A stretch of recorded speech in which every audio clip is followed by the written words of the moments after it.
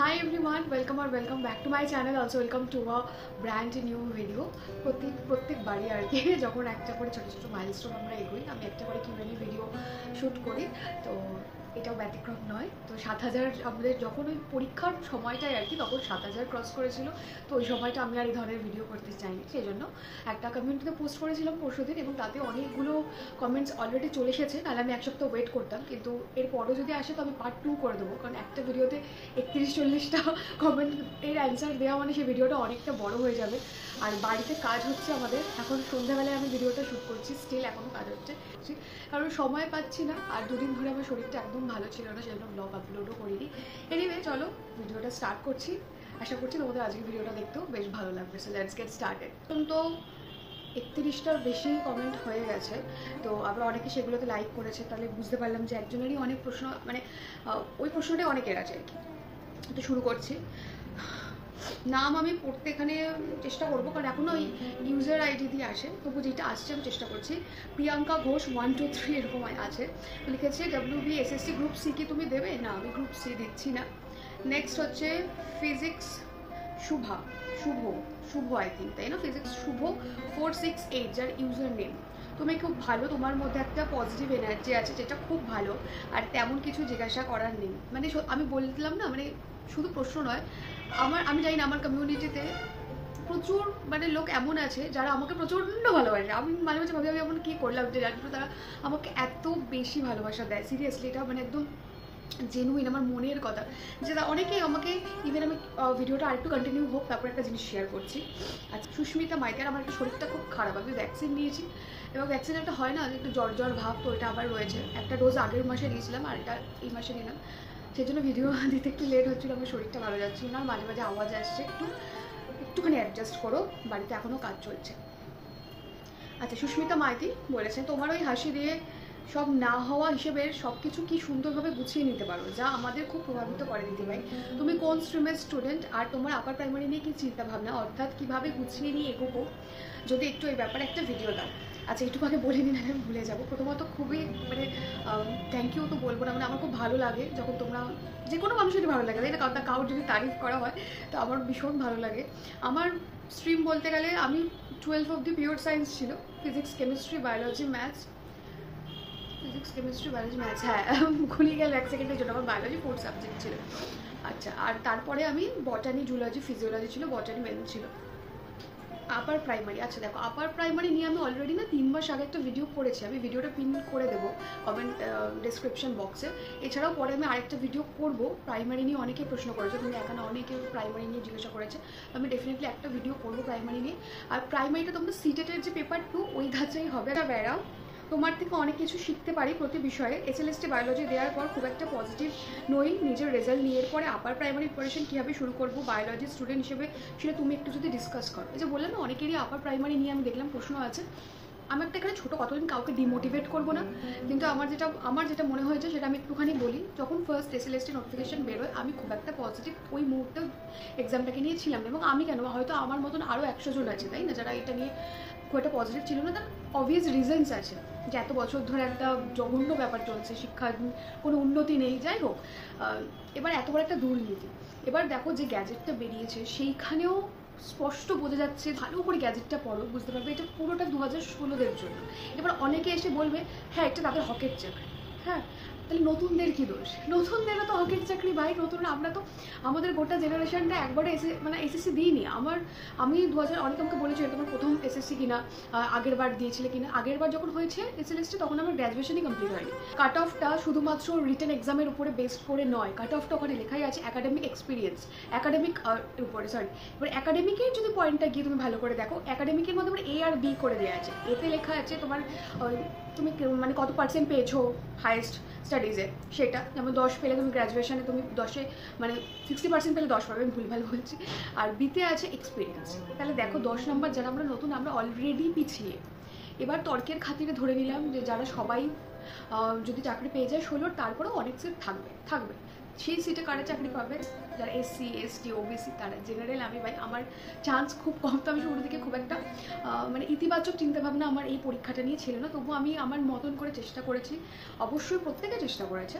এবং আমি বলবো প্রেগনেন্সি নিয়ে আমার একটু ডিফিকাল্ট হচ্ছিলো, কারণ আমি মানে এটা কীভাবে বোঝাবো, ব্রেন সবসময় না, আমি দেখেছি এই মুহূর্তে আমার আগে যেভাবে আমি পড়তে পারতাম, আমি এখন সেইভাবে পড়তে পারছি না, মনে রাখতে পারছি না। আচ্ছা, নেক্সট প্রশ্নে আসছি।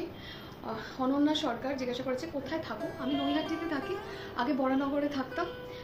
এখন আমি একজন ডক্টর, কল্যাণ ইনস্টিটিউটে পাবলিক হেলথ পড়েছি, এখন পোস্টেড আছি। You are sweet and one more thing, who do you stay with? আমি আমার শ্বশুরবাড়িতে থাকি, আমার শাশুড়ি আছে আর বর আছে। তো প্রিয়াঙ্কা ঘোষ মেসেজ করেছে, তুমি ভীষণ পজিটিভ একটা মানুষ আর ভেরি পজিটিভ অরা তোমার। তুমি যখন একটু লো ফিল করো তখন তুমি কিভাবে নিজেকে মোটিভেট করো? দেখো, লো ফিল আমরা সবাই করি, যখনই এই ধরনের কিছু হয় যে আমার মনে হচ্ছে, আমি ওভার থিঙ্ক করি, ঠিক আছে? আমি প্রচণ্ড ওভার থিঙ্কার, মানে ভীষণ বাজে ওভার থিঙ্কার। এবার কিন্তু রিসেন্টলি আমি যেটা করছি সেটা হচ্ছে, ধরো আমি বসে আছি বা শুয়ে আছি, একটা জিনিস কনস্ট্যান্ট আমার মাথার মধ্যে পোক করে যাচ্ছে ননস্টপ, সেটা নিয়ে চিন্তা আসে। তো আমি না, ধরো শুয়ে আছি বা বসে আছি, সঙ্গে সঙ্গে উঠে যাই। মানে ধরো শুয়ে চিন্তা করছি, তুমি সঙ্গে সঙ্গে উঠে গিয়ে ইনস্ট্যান্ট অন্য কোনো কাজ করা স্টার্ট করে দিই। আবার ধরো বসে আছি, তো ইনস্ট্যান্ট উঠে গিয়ে ধরো বইয়ের তাকটা একটু গুছিয়ে নিলাম, বা হয়তো তখন আমি বই টই পড়া বা যেখানে কনসেন্ট্রেট করতে এরকম কিছু করি না, আমাকে এঙ্গেজ রাখবে আমার এনার্জিটাকে, আমি এরকম কিছু কাজ করি কিছুক্ষণের জন্য। আর সব কিছু না টেম্পোরারি, এটা আমি বুঝে গেছি, life is everything is temporary. তো তুমি যখন তোমার লো ফিল হচ্ছে সেটাও তাৎক্ষণিক।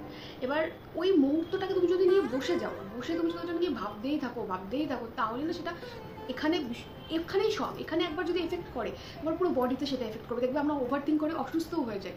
তাই এখানে যখনই বুঝতে পারবে, আমরা তো 1 সেকেন্ডের জন্য হলেও বুঝতে পারি যে আমি এবার ওভার থিঙ্ক করছি, ইনস্ট্যান্ট উঠে যাও ওই জায়গা থেকে, সঙ্গে সঙ্গে ওখান থেকে উঠে যাও। ওই যে বসে আছি, বসে ভাবছি তো বসেই আছি না, ওখান থেকে উঠে হয় কারোর সাথে কথা বলো, বাড়ির অন্য কারোর সাথে কথা বলো, অন্য বিষয় নেই, বা ওখান থেকে উঠে গিয়ে কিছু একটা রান্না করো, বা ওখান থেকে উঠে গিয়ে নিজের জন্য একটা কফি করে খাও, যা কিছু করে ওই মুহূর্তে যেখানে বসে তুমি চিন্তা করছিলে ওই জায়গাটাকে ছেড়ে কিছু একটা করো, দেখবে কিছুটা হলেও রিলিফ পাওয়া যায়। জানো তো, সব কিছু এখানে তুমি যদি এখানে একবার বুঝিয়ে নিতে পারো, আর এই জায়গা থেকে একবার যদি নিজেকে কন্ট্রোল করে নিতে পারো, সব কিছু কন্ট্রোল। তো লো ফেজগুলোও কেটে যায়, লো ফেজগুলো আসবেই, এবং সেটাকে অ্যাকসেপ্ট করে নিতে হবে যে হ্যাঁ, লো ফেজ আসবে ভাই জীবনে। সবসময় আমি ওই হাইতে থাকবো, সবসময় চিল করবো, হবে না। জীবনে লো ফেজ আসবে, জীবনে কাঁদবো, জীবনে সব কিছু হবে, অ্যাংজাইটি হবে, সব হবে, বাট আমি ডিল করে নিতে পারবো। এই কনফিডেন্সটা নিজের মধ্যে সবসময় রাখবে। আচ্ছা, আমি এর পরে যার নামটা পড়তে পারছি না, তার কারণ হচ্ছে এখানে ইউজার নেমের মাঝে কোনো গ্যাপ থাকে না, দেখতে পাচ্ছ? এটা আমি প্রোনাউন্স করতে পারছি না, আমি এখানে তো দিয়ে দেবো, একটু দেখো। রিদ্ধি যত সম্ভব তোমার নাম। তুমি খুব পজিটিভ একটা পার্সন, ভালো হোক খারাপ হোক ঠিক ম্যানেজ করো একটা মিষ্টি হাসি দিয়ে। কীভাবে? এই যে বললাম সব কিছু এখানে যদি একবার বুঝিয়ে নাও যে আমি করে নেব, তুমি ঠিক করে নেবে। আর একবার যদি বসে যাই না ওই কষ্টটা নিয়ে, এবং আচ্ছা এই আমার সাথে এটা করেছে, কেন আমার সাথে এরকম হয়, নিজেকে ভিকটিম ভাবাটা বন্ধ করে দিতে হবে। ফার্স্ট থিং, নিজেকে না, আমরা সবাই, আমি খুব একটা সুপিরিয়ার পার্সন না, আমাদের সবার মধ্যে নিজেকে ভিকটিম ভাবার একটা ক্যাপাসিটি আছে। মানে আমরা সবসময় ভাবি কি বলতো, আমাদের সাথে কেন হবে, আমাদের সাথে কেন হবে না, এটা কেন ভাবি না, কেন হবে না, কেন আমি কে, আমি কোন হরিদাস পাল যে আমার সাথে কিছু হবে না। তো হতেই পারে, আমি সেটা কিভাবে অ্যাপ্রোচ করবো, আমি সেটাকে কীভাবে রেসপন্ড করবো, কীভাবে রিয়াক্ট করবো, সেটা আমার উপর না, সেটা আমার হাতে, আমি সেটা তো আমার কন্ট্রোলে আছে। আমি একটা খারাপ সিচুয়েশন হয়েছে বা কোনো মানুষ আমার সাথে খারাপ ব্যবহার করেছে, আমার খুব খারাপ লেগেছে, আমি হয়তো খুব কেঁদেছি, খুব অ্যাংজাইটি হয়েছে, প্যানিক অ্যাটাক হয়েছে, ঠিক আছে, বসো, দুঃখটার সাথে বসো, বাট তারপরে কি আমি নিজেকে ওইভাবেই দেখবো, এইটা নিজেকে প্রশ্ন করো সবসময়। যখন নিজের লোয়েস্ট ফেজে যাবে না, আমরা সবাই নিজেকে একবার না একবার ওই একটা খারাপ স্টেজে দেখি, যেখানে পুরো মাটিতে মিশে গেছি, এরকম মনে হয় যে এত কেঁদেছি, মানে হাত পা কাঁপছে, এরকম ফেজে আমি তো আমাকে দেখেছি, ঠিক আছে? আমার মনে হয় সবাই আমরা দেখেছি, যদি না দেখে থাকো আমি আজ চাইবো তোমরা জীবনে এই দিনটা না আরও দেখতে আসুক, না হলে শিখতে পারবে না। তো ওই ফেজে যখন নিজেকে একবার দেখে নেবে না, যে ওই হাত ফাত কাঁপছে, কাঁদছি, নিজেকে খুব অসহায় ফিল হচ্ছে, তখন এর কোথাও গিয়ে এক হয় মানুষ ওইটার মধ্যে থেকে যায়, নিজেকে ভিকটিম ভাবতে ভালোবাসে, ওই দুঃখ বিলাসী যাকে বলি আমরা, ওই দুঃখটাকে, পেনটাকে নিয়ে যে থাকতে ভালোবাসে। আরেক ধরনের মানুষ হয়, তারা ভাবে আমি কি এটা রিজার্ভ করি, আমি কি নিজেকে ওইভাবে কাঁদতে দেখতে চাই না, আমি নিজেকে ওইভাবে কাঁদতে দেখতে চাই না, ওইভাবে মাটিতে বসে কুকুরে কাঁদতে দেখতে আমি নিজেকে চাই না, এতটা কষ্ট পেতে আমি নিজেকে দেখতে চাই না। তো আমি সেখান থেকে নিজেকে বের করে দেবো। তো এইটা যখন তুমি একবার ভেবে নেবে না যে আমি এখান থেকে নিজেকে বের করবো, ওইটা ফার্স্ট স্টেপ। ওইটা তুমি যদি একবার নিয়ে নিতে পারো, দেখবে খুব ইজি। তারপরে নিজের পাশে দাঁড়ানোটা সব থেকে ইজি। আমরা তো সবার পাশে গিয়ে দাঁড়াই, আচ্ছা ভাই আমি আছি, নিজের পাশে দাঁড়াও, নিজের পাশে আগে নিজে দাঁড়াও, নিজের কাঁধে নিজে হাত রাখো, যে সব থেকে লোয়েস্ট ফেজে আমি আমাকে এত শক্ত করে ধরবো যে আমাকে কেউ টলাতে পারবে না। এই কনফিডেন্সটা নিজের মধ্যে রাখো। দেখো কেউ কিচ্ছু করতে পারবে না, কেউ কোনোদিন মানে কষ্ট দেওয়ার আগে না তুমি নিজের একটা বাউন্ডারি সেট করে নাও। আচ্ছা, অনেক কিছু বলে দিলাম। আচ্ছা, 2 নম্বর প্রশ্ন, বারে বারে মনে হয় জেনারেল লাইনে পড়লাম, একটা কোনো সিকিউর জব নেই, কি করব, পাজল লাগে, ডিপ্রেশনে চলে যাচ্ছি। থার্ড বলেছো চারপাশে মানুষের নেগেটিভিটি থেকে নিজেকে সামলে রাখবো কীভাবে। এই মাত্র আমি বললাম বাউন্ডারি সেট করো। দেখো আমরা সমাজবদ্ধ জীব, আমাদের মানুষ দরকার, কাউকে না কাউকে দরকার, কথা বলার জন্য হোক, নিজের কিছু শেয়ার করার জন্য হোক, বা অবজার্ভ করার জন্য হোক, যাই হোক না কেন মানুষের কাউকে না কাউকে লাগে। মানুষ সমাজবদ্ধ জীব। তো কিন্তু তার মানে এটা নয় যে আমি আমার আশেপাশে এমন কিছু মানুষদের রাখবো যারা নেগেটিভ, যারা টক্সিক, তারা আমাকে এসে 4-5টা কথা বলে যাচ্ছে যেটা আমার মেন্টাল হেলথ নষ্ট করছে, কিন্তু তবুও আমার যেহেতু বন্ধু বান্ধব নিয়ে আমাকে রাখতে হবে না। বাউন্ডারি সেট করো, ভীষণ রকমভাবে একটা স্ট্রং বাউন্ডারি সেট করো যে প্রথমত এখানে আমি কাউকে অ্যালাউ করবো না সেই মানুষটা এসে আমাকে দুটো কথা বলবে, আর যে দুটো কথা বলে আমি সেই বাউন্ডারিটা সেট করবো যে আমাকে সেটা রিয়াক্ট করবে, আমি সেটাতে রিয়াক্ট করবো না। তারা কিন্তু তোমার রিয়াকশানের জন্যই কথাগুলো বলছে, তুমি রিয়াক্ট করা বন্ধ করে দাও, দেখবে তারা কিছু বলছে না। বিশেষ করে আমাকে আজকে এইখানে দাঁড়িয়ে আমি অনেক কথা শুনেছি একটা সময় পর্যন্ত আমি উত্তর দিইনি। উত্তর তুমি যখন দেবে না, সময় অনেক জোরে উত্তর দেয়, এটা আমি ভীষণ রকম বিশ্বাস করি। তারা তাদের উত্তর আজকে পেয়ে গেছে। মনে করো নিজের উপরে এত বেশি কাজ করো, ঠিক আছে, নিজের কাজ করা বলতে এখানে আমাকে এটা বাইরে গিয়ে জব করতে হবে, আমাকে অমুক জিনিস হাসিল করতে হবে, এটা নয়। নিজের উপর কাজ করা মানে কিন্তু নিজের ক্যারেক্টারটাও ডেভেলপ করা, নিজের পার্সোনালিটি ডেভেলপ করা।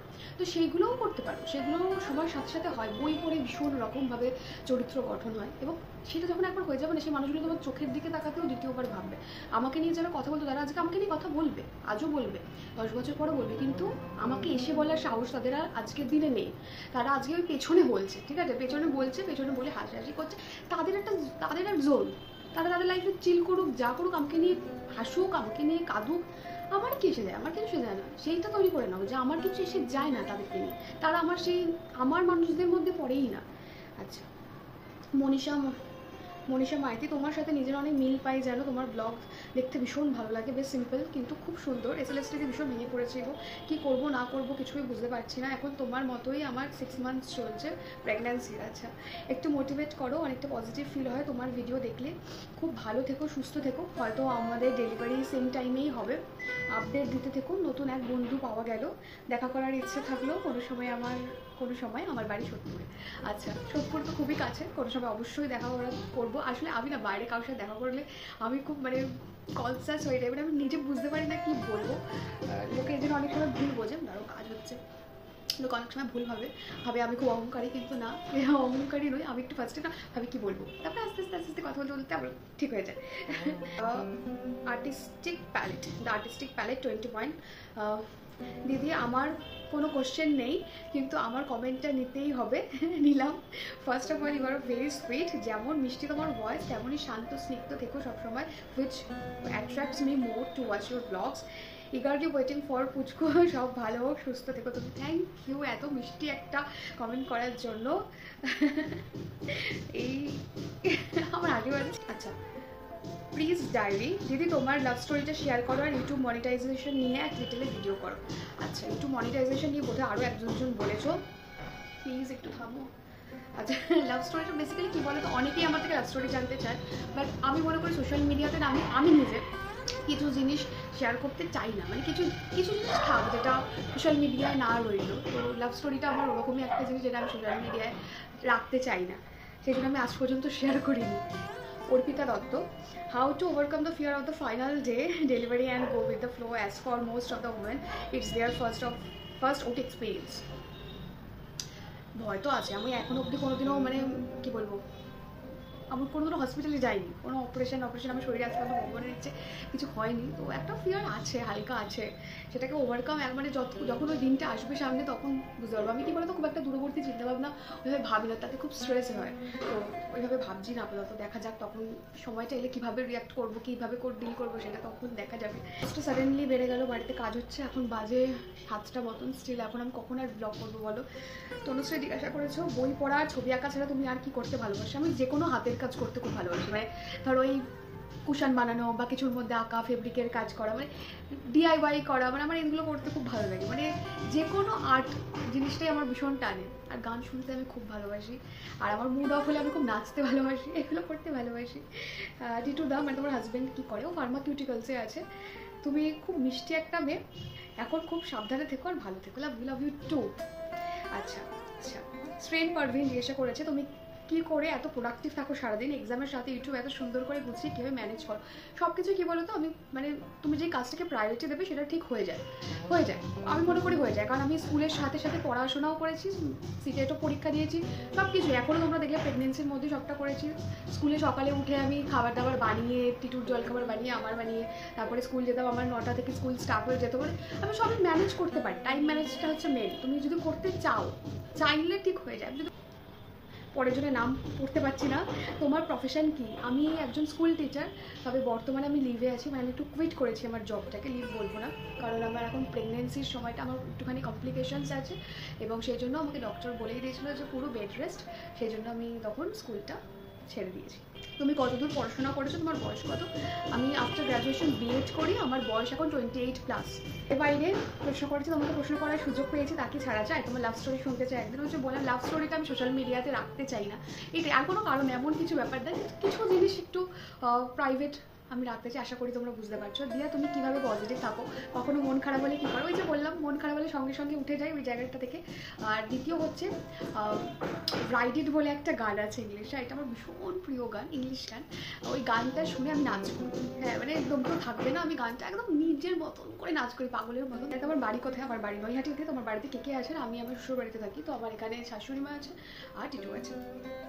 তোমার শ্বশুরবাড়ি কোথায়? নৈহাটিতে। আমার বাবার বাড়িও নৈহাটিতে, শ্বশুরবাড়িও নৈহাটিতে, সেম পাড়া। আর আমি ছোটো থেকে, মানে আমার পুরো স্কুলিং কলেজ সবটাই হয়েছে আমার মামা বাড়িতে, মানে দাদু বাড়িতে আর কি, সেটা বড়নগরে, কলকাতায়। আর কিছু বলার নেই, অনেক ভালো থেকো সবসময়। রমিতা, হাওড়া থেকে বলছি। Thank you. ঠিক আছে, শুধু নাইস, আর কোনো প্রশ্ন নেই। ইউটিউবে কীভাবে আস্তে আস্তে গ্রো করা যায়? কেমন টাইপের ভিডিও ফাইল ভালো হয়, শর্টস না লং ভিডিও? এই নিয়ে যদি কিছু বলতে। তবে আমার মনে হয় যেটা তুমি করতে ভালোবাসো সেটা করো, দেখবে লোকে তোমাকে ভালোবাসতে শুরু করবে, আর সেটাই হচ্ছে আসল কথা। কারণ আমি নিজে আমি এটার জন্য, প্রথমত আমার মনে হয় আমি এটার জন্য সঠিক মানুষ নয় ঠিকঠাক বলার জন্য, তার কারণ আমার চ্যানেলে অত গ্রো করেনি, সবাই সাথে সাথে গ্রো করছে। আমি 2-3 বছরের উপরে হয়ে গেছে আমার ইউটিউব চ্যানেল। আমি খুব স্লো গ্রো করছি, এবং আমার এত কোনো অসুবিধা নেই। প্রথমত তুমি যেটা ভালোবাসো সেই কাজটা করতে থাকো, এবং লোকে তুমি যেরকম সেরকমভাবে যখন নেওয়া শুরু করে দেবে, তখন দেখবে সেই ভালোবাসাগুলো পেতে বেশি ভালো লাগে। যে আজকে লোকে, তোমরা সবাই আমার মতন করে ভালোবাসছো, তো সেটা যদি আমি অথেন্টিক না থাকতাম সেটা হতো না। আমি যখন 1 বছরের জন্য ইউটিউব ছেড়ে দিয়েছিলাম পড়ার জন্য, তখনও কেউ আমাকে ছেড়ে যায়নি, তো সেটা আমার জন্য ভীষণ বড় একটা ব্যাপার, এটা থেকেছে। তো আমি এটাই বলবো যে অথেন্টিক থাকো। আর শর্টসের কী বলো তো, রিচটা ভালো হয়, শর্টস থেকে সাবস্ক্রাইবার ভালো আসে, কিন্তু মনিটাইজ করাতে গেলে লং ভিডিও দরকার হয়। ম্যানেজ তুমি কীভাবে সিটের প্রিপারেশনের জন্য টাইম বের করলে? হয়ে যায়, মানে ওই কীভাবে করলাম, মানে ধরো একটা সেখানে বাড়ির লোকেরও একটা ভূমিকা থাকে অবশ্যই। আর তারপরে তুমি বললাম, তুমি যদি চাও হয়ে যায়, মানে আমি যদি চাই যে করবো না, তো ঠিক হয়ে যায়। তার যে একজন শিক্ষিকার মধ্যে কী কী লক্ষণ থাকা খুব দরকার, এটা একটু বুঝিয়ে বলবে দি। আমি নতুন পড়ানো শুরু করেছি, তো তাই কিছু জানতে চাই তোমার থেকে, প্লিজ বলবে দি। প্রথমত ট্রান্সপারেন্সি। একটা শিক্ষিকার শুধু পুঁথিগত বিদ্যা পড়াবে এমনটা নয়, সে মরাল ভ্যালুজও দেবে, ঠিক আছে? তাই একজন শিক্ষিকা, তুমি আগে ভাবো তুমি একজন শিক্ষিকাকে কিভাবে দেখতে চাও। একজন টিচার তোমার জীবনে যে আইডিয়াল ছিল সে কীরকম ছিল, তাহলে দেখবে তুমি তোমার উত্তর পেয়ে গেছো যে একজন শিক্ষিকাকে কীরকম হওয়া উচিত। কারণ শিক্ষিকা শুধুমাত্র পুঁথিগত বিদ্যা দেবে না, যে বই খোলো বই পড়ো, কোনোদিন না। আমি মনে করি আমি কোনোদিনও আমার স্টুডেন্টদের গিয়ে বলিনি আজকে এটা পড়াবো, আমি বলেছি এটা আজকে এটা শেখাবো, আজকে এটা আমরা শিখবো। কারণ তারা শিখতে এসেছে, তারা ওই বই পড়তে আসেনি। প্রথমত এটা বুঝবে, শুধু পড়াতে আমরা যাচ্ছি না, আমরা ওদেরকে শেখাতে যাচ্ছি, এবং তার সাথে সাথে পড়ানোর মধ্যে দিয়ে আমরা আশেপাশের জগতের সাথে তাকে ইন্ট্রোডিউস করাচ্ছি, নৈতিক বোধ তৈরি করব, আর সেটা সম্পূর্ণ একজন টিচার করবে। তাই সবার প্রথমে একটা টিচারকে সৎ হওয়াটা খুব দরকার, এবং ঠিক ভুল তার নিজস্ব মতামত থাকতে পারে, কিন্তু সেটা কখনোই একটা স্টুডেন্টের উপর চাপিয়ে দেওয়া উচিত নয়। আরেকটা জিনিস আমি বলবো, সেটা হচ্ছে হয়তো কোনো স্টুডেন্ট তোমার মনের খুব কাছে আসবে, কোনো স্টুডেন্টকে তোমার মনের অত কাছে আসবে না, এটা হবে। এটা প্রত্যেকটা মানুষের সাথে প্রত্যেকটা মানুষের একটা সম্পর্ক হয়, এবং আমিও যখন পড়িয়েছি আমার কোনো স্টুডেন্ট খুব কাছে এসেছে, কিন্তু সেটা তাকেও বুঝতে দেওয়া যাবে না, স্কুলের বাকি স্টুডেন্টদের ক্লাসেও সেটা কোনো রকমভাবে কোনো ফেভারিজম দেখানো যাবে না, যে ওর প্রতি আমি একটুখানি দুর্বল, এটা দেখানো যাবে না। ওরা একজন ভিলেজ গার্ল জিজ্ঞাসা করেছে তুমি কীভাবে স্কুলে জব পেলে, প্রসেস জানি। অলরেডি আমার চ্যানেলে ভিডিও আছে, একটু স্ক্রোল করে দেখো, আমি এটা নিয়ে পুরো ডিটেলে ভিডিও দিয়েছি। শ্রী ভুনিয়া, যেসব তুমি একটা দিদি আমি একটা চ্যানেল খুলেছি কীভাবে গ্রো করবো, একটু করে যে অথেন্টিক থাকো, রেগুলারিটি মেনটেন করো, সেটাকে কনসিস্টেন্সিটা মেনটেন করো। পূজা কর বোন, আমি চাই তোমার লাভ স্টোরি জানতে, আর চাই তুমি একদিন ব্লগে আমাদের এস্ট্রাজ বাজিয়ে শোনাও, আর ব্যাকগ্রাউন্ডে তোমার কাজগুলো দেখো। এস্ট্রাজ বাজিয়ে শোনাবো, আমাকে একটু সময় দাও, তার কারণ আমি এখন প্রেগনেন্সিতে এস্ট্রাজটা বাজাচ্ছি না, কারণ এস্ট্রাজটা ভীষণ ভারী আর পায়ের উপর রাখতে হয়, তো সেই জন্য এখন বাজাচ্ছি না। অনেয়া ভট্টাচার্য, যে সময় তোমার সাথে আমি নিজের খুব মিল পাই, মানে চিন্তা ভাবনায় তুমি একটু হেল্প করো না, সিটেটের কিছু বই ইংলিশ ভার্সানের সাথে সাজেস্ট করো প্লিজ। আর একটা কোশ্চেন আছে, কেন আপার প্রাইমারি টেকটা নিয়ে কিছু, দাঁড়াও আরেকটা কোশ্চেন আছে, কেন আপার প্রাইমারি টেকটা নিয়ে কোনো ইনফরমেশন, এটা লেখাটা কিছু মিস্টেক হয়েছে, কিছু ইনফরমেশন দিও সিলেবাস বা তোমার প্রিপারেশন স্ট্র্যাটেজি। আচ্ছা আমি এটা নিয়ে একটা অলরেডি ডিটেলে ভিডিও করে দিয়েছি আপার প্রাইমারিতে 3 মাস আগে যখন গ্যাজেটটা বেরিয়েছিল, একবার গিয়ে দেখো ভিডিওটা। দিয়ে তোমার হাজব্যান্ড কী করে অলরেডি বলে দিয়েছি। আমরা কীভাবে পড়াশোনা শুরু করবো প্রাইমারিতে, কটা বুক সাজেস্ট করো, কোনটা কেমনভাবে পড়বো। আচ্ছা আমি সিলেবাস আর বুকস নিয়ে আরেকটা ভিডিও করে দেবো। বিয়ের পর সব কিছু ম্যানেজ করো, কীভাবে পড়াশোনা করছো। হ্যাঁ, এবং পরবর্তীতেও করবো, পড়াশোনা আমি কোনোদিনই ছাড়বো না, মানে আমি এমন একটা মানুষ, তার জীবনে পড়াশোনা না থাকলে সে পাগল হয়ে যাবে, তো পড়াশোনা আমি করবোই, পরবর্তীতে আরও করার ইচ্ছে আছে, কারণ আমার জীবনে একটা বড় আক্ষেপ আছে যেটা আমি আর হয়নি, তো আমি সেটা করবো। একটু মোটিভেট করো না গো, এসএলএসটি এক্সাম ভালো হয়নি, খুব মেন্টাল প্রেশার হচ্ছে। দেখো মোটিভেট কেউ কাউকে করতে পারে না, প্রথমত আমি দেখো প্রত্যেকটা মানুষ আলাদা, প্রত্যেকটা মানুষের, আমি তোমার সম্বন্ধে কিচ্ছু জানি না, আমি কীভাবে তোমাকে মোটিভেট করবো, তাই না? ওইভাবে কেউ মোটিভেট কাউকে করতে পারে না।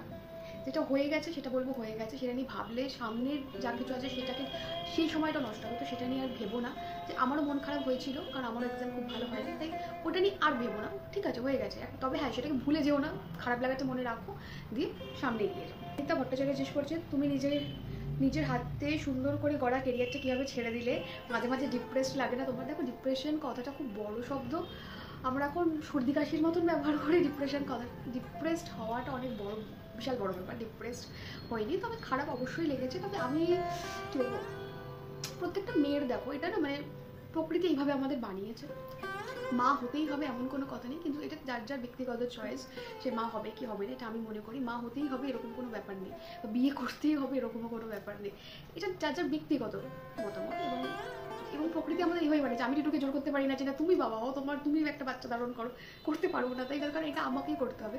এবং আমি মা হতে চাই, এবং যখনই এই যে কোনো মেয়ে যখন এই প্রসেসটার মধ্যে দিয়ে যাবে, তাকে একটা পজ নিতেই হবে। বিশেষ করে যারা বাইরে কাজ করে তাদেরকে এই পজটা নিতেই হয়, 1-2 বছরের 1-2 বছর মিনিমাম একটা পজ থাকবে। এবং সেই জন্য আমি জবটা ছেড়েছি। আর যদি আমার হেলথ ইস্যুস না থাকতো তো আমি আরেকটু কন্টিনিউ করতাম, যেহেতু আমার ডক্টর আমাকে বারণ করে দিয়েছে। আর এই মুহূর্তে না দেখো, আমি যাকে পৃথিবীতে আনছি সম্পূর্ণ তার রেসপন্সিবিলিটিস আমার, সে আমার উপরে দায়িত্ব দিয়ে আসছে পৃথিবীতে। তো যেখানে আমি কিছু জানি না, বুঝতে পারছি না, আমার শরীরে এত রকম হরমোনাল চেঞ্জেস, তো আমি সেই রিস্কটা নিতে চাইনি যে আমি জবটাও করি, আবার যেহেতু ডক্টর বারণ করে দিয়েছে, তো হ্যাঁ সেই জন্য আমাকে জবটা কুইট করতে হলো। আক্ষেপ আছে, তবে আমি জানি আমার মধ্যে সেই কনফিডেন্সও আছে যে আমি আবার জব করবো, খুব শীঘ্রই করবো, যখন দেখবে হয়তো 1 বছরের মধ্যে হয়তো আমি আবার জয়েন করবো, ব্যাস এটুকুই। আর ভিডিওটা বড় করছি না, অনেক বড় হয়ে গেছে, আর এত আওয়াজ, আমি বহুত কষ্ট করে ভিডিওটা আগে করলাম, আরেকটা ভিডিও করার ইচ্ছে ছিল, বাট এই আওয়াজে আর পসিবল হচ্ছে না। আশা করছি তোমাদের প্রশ্নের উত্তরগুলো আমি দিতে পেরেছি যথাযথ। আওয়াজের জন্য আমারও মাথাটা একটু ফেটে গেছে। দেখা হচ্ছে একটা অন্য ভিডিওর সাথে। Till then stay happy, stay blessed and always stay positive. Bye by.